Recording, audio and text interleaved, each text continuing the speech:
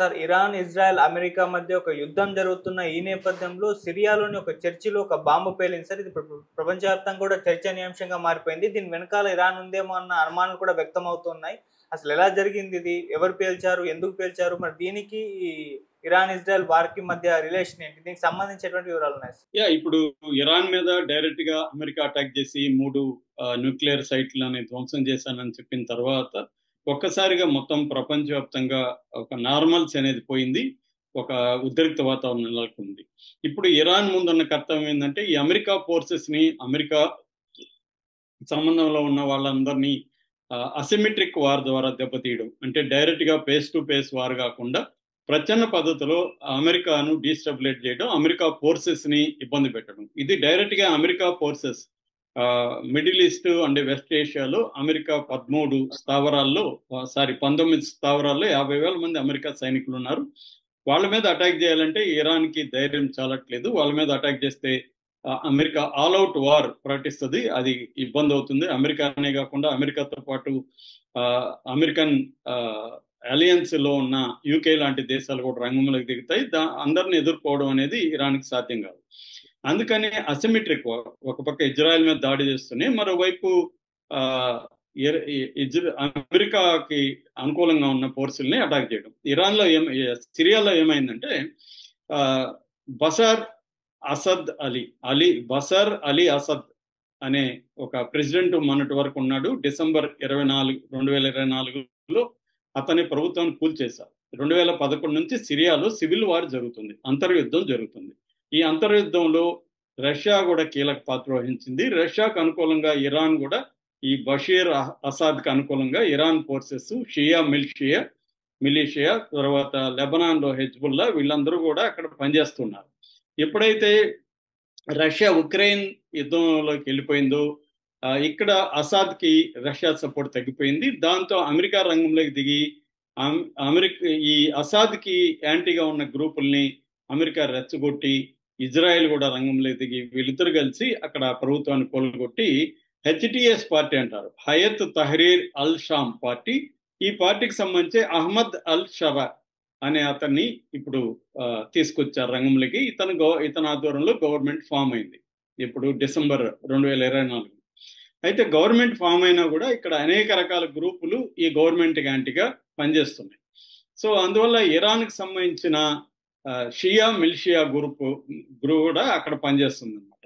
So ఈ నేపథ్యంలో అక్కడ నిన్న ఒక దారుణం చోటు చేసుకుంది. అదేంటంటే దమస్కస్, సిరియా రాజధాని దమస్కస్ లో మర్ ఎలియాస్ అనే ఒక గ్రీక్ ఆర్థడాక్స్ చర్చి, ఇది ద్వెలీస్ నైబర్హుడ్ లో ఉంటది డమస్కస్ లో. దీంట్లో ఈవినింగ్ ప్రేయర్స్ చేస్తున్నారు, ఈవినింగ్ మాస్ అంటారు, సండే ఈవినింగ్ మాస్ చేస్తున్నారు. ఒక 150 నుంచి 200 మందికి పైన ఉన్నారని చెప్తున్నారు. సడన్ గా ఒక ఆయుధాలు పట్టుకుని వచ్చిన ఒక వ్యక్తి ఎంటర్ అయ్యి చర్చిలోకి గబగబా అని కాల్పులు జరిపాడు. ఈ లోపల జనం అతను పట్టుకోవడానికి ట్రై చేస్తే అతను ఒక జాకెట్ లాంటిది వేసుకున్నాడు, దాన్ని డిటనేటర్ పెట్టుకొని వచ్చుకున్నాడు. దాన్ని యాక్టివేట్ చేసేసరికి అతను పేలిపోయాడు. చర్చిలో ఉండే వీళ్ళు కూడా క్రిస్టియన్స్ కూడా చనిపోయారు చాలా మంది. దాదాపు ఇప్పటి వరకు అందుతున్న సమాచారం బట్టి 30 మంది చనిపోయినారు, 63 మంది సీరియస్ గాయాలతో ఉన్నారు, ఇంకొంతమంది చనిపోయే అవకాశాలు ఉన్నాయి. ఆ విజువల్స్ చూస్తుంటే కూడా దారుణంగా ఉంది. మొత్తం గ్లాసులు పగిలిపోయినాయి, ఆ బెంచీలంతా చెదరైపోయి పగిలిపోయినాయి, బ్లడ్ అంతా కూడా నేల మీద, గోడల మీద బ్లడ్ అంతా ఉంది. సో ఈ లోపల అక్కడ సిరియన్ సివిల్ డిఫెన్స్ రంగంలో దిగింది. వాళ్ళని వైట్ హెల్మెట్స్ అంటారు అన్నమాట. సివిల్ డిఫెన్స్ రంగంలో దిగి వాళ్ళని హాస్పిటల్లోకి తీసుకోవడం. దాని తర్వాత మిలిటరీ రంగంలో దిగింది. మిలిటరీ రంగంలో దిగి కార్డన్ అండ్ సెర్చ్, అంటే మొత్తం దారులన్నింటినీ క్లోజ్ చేసి సెర్చ్ ఆపరేషన్ చేసింది. ఎందుకంటే కొంతమంది అక్కడ ఐ విట్నెస్లు ఏం చెప్తున్నారంటే ఇద్దరు వచ్చారు యాక్చువల్ గా. ఒకడేమో బయట ఉన్నాడు, వాడు కూడా కాల్పులకు ట్రై చేశాడు. అయితే జనం గుంపుకోవడంతో పారిపోయాడు. ఇంకొక అతను మాత్రం లోపల ఇది చేశాడని చెప్తున్నారు. ఎప్పుడైతే ఇతను ఎంట్రన్స్ లో చేశాడు కాబట్టి బయట ఉన్న వాళ్ళు కూడా కొంతమంది చుట్టుపక్కల కూడా అది ప్రమాదం జరిగి చనిపోయారు అనమాట. సో దీనికి సంబంధించి అక్కడ human rights group, Syrian observatory for human rights అంటారు, ఆ గ్రూపు వివరాలు అందించింది. తర్వాత అక్కడున్న సిరియన్ మినిస్ట్రీ ఆఫ్ హెల్త్, తర్వాత సిరియన్ ఇంటీరియర్ మినిస్ట్రీ, ఈ 2 రకాల మంత్రిత్వ శాఖలు కూడా మాట్లాడాయి.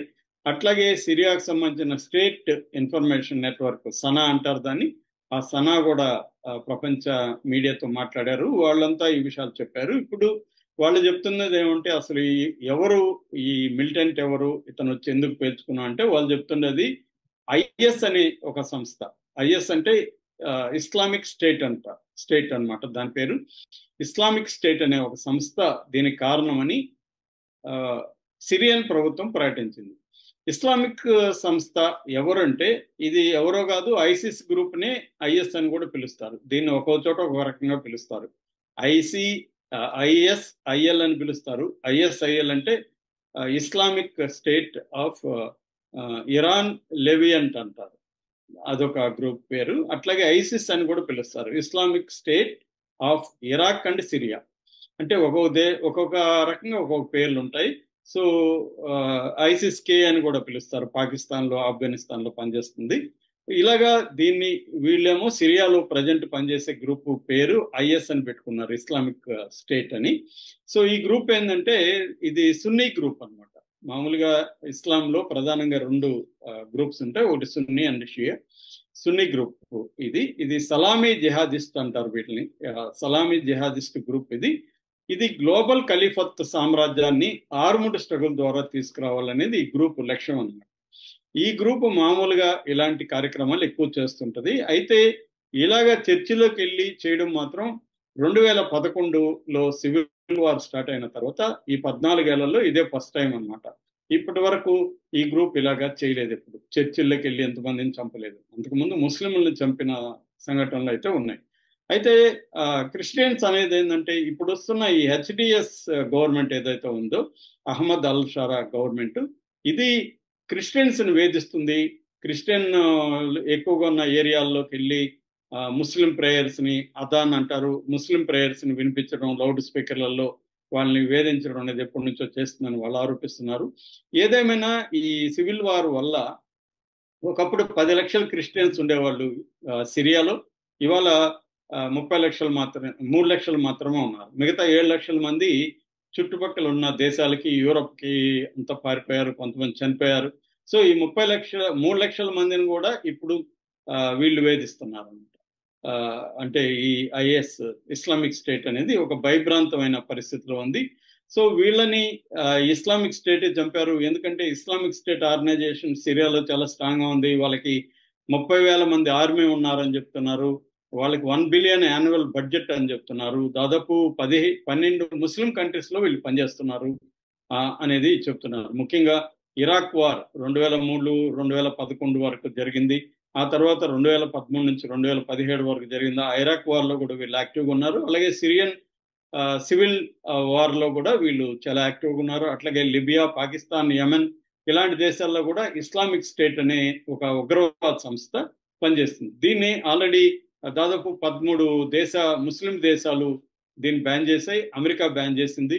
అయినప్పటికీ కూడా ఇది పనిచేస్తూ ఉంది అనమాట రహస్యంగా. సో ఈ సంస్థ చంపింది. దీని వెనక ఇరాన్ ఉండొచ్చు అనేది ఒక అంచనా. అయితే ఇది ఇరాన్ ఏమో షియా మెజారిటీ దేశం, ఈ గ్రూప్ ఏమో సున్నీ మెజారిటీ దేశం.